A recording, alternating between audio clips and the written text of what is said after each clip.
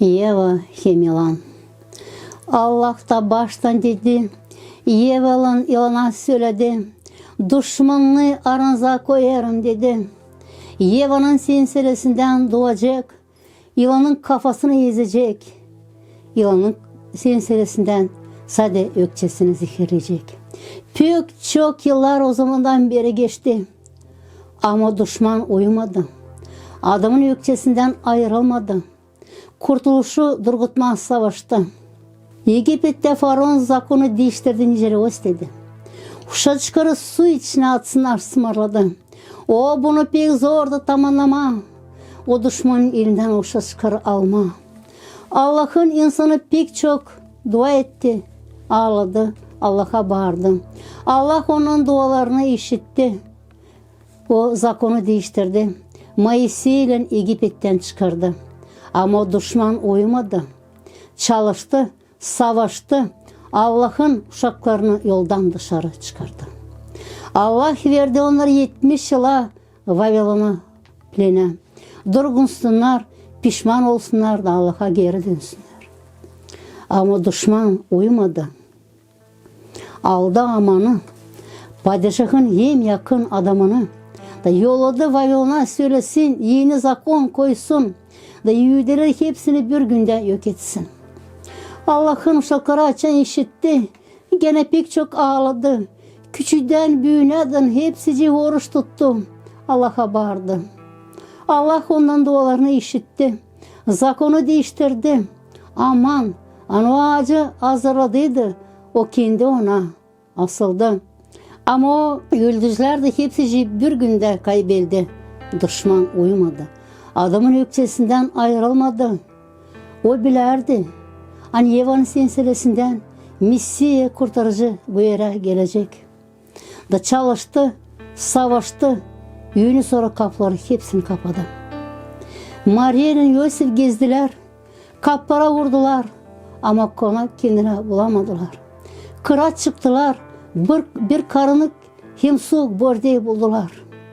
Vakit geldi. Hristos Mesih kurtarıcı bu yere doğdu.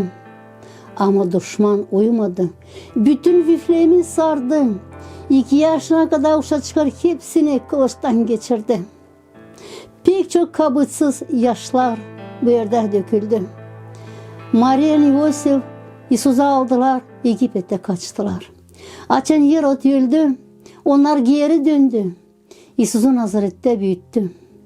Açan İsus 30 yaşında oldu, Yardan suyunda vatiz oldu. O düşman hepten de uyandı. Hristosun ardına takıştı. Gittikçesine pek büyük düşmanlık aralığında oldu. Bu büyük cenge 2 düşman hazırlandı. Popazlar, rimski soldatlar. Şimdi hepsici insanlar. Hristos girer Yerusalim'e, yılanın kafasını ezmer. Savaşma gider. Gevsimani'den Golgofa'dan İsus Hristos lazımdı 2 suttan gitsin. Bir Sinedron'dan, popazlardan, hem de rimski soldatlardan. Nerede Hristos'u pek çok düydüler, tükürdüler. Bir dar kurça verdiler de diyor Golgofa'ya götürdüler. İsus Hristos aldı o ağır kurçaya da düşerek Golgofa'ya gitti. Düşüp kalkıp ileri gider. Yılanı ayak altında çiğnir. Yetiştiğinde Golgofa insan durgundu. Golgofa'yı insan her taraftan sarıldı. Hırsızlar düğdüler, tükürdüler. Hırsızı kurçaya yatırdılar, traklayır işidiler. İsus Hristos yılanın kafasını ezer. Hristos kurçada su istedi de sirke verdiler. Dattı da dedi tamamlandı. Başına aşağı salıverdi de can verdi.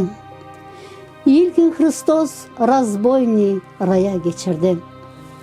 Ama düşman uyumadı. Hristosun mezarına piçat koydu.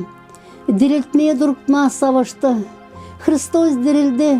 Hristos dirildi. Çak cehenneme gitti. Doktora Evangeli anlattı. Uçeniklerine de dedi. Adam olasınız. Dübüdünede gezersiniz. Hepsine insanlara Evangeli anlatasınız. Kim inanacak o da kurtulmuş olacak. Pahalı canlar. Tönüsü Hristos'u büyük cengi insedim. Ama o cenk büyüğünde daha gider. O düşman uyumayır. Adamın yükçesinden ayrılmayır. Kim Allah'ın lafına göre yaşama savaşır. O onu rahata bırakmayır. Ama o cengi yensemedini lazım çok dayanma. Hem de Hristosa benzeme. Amin.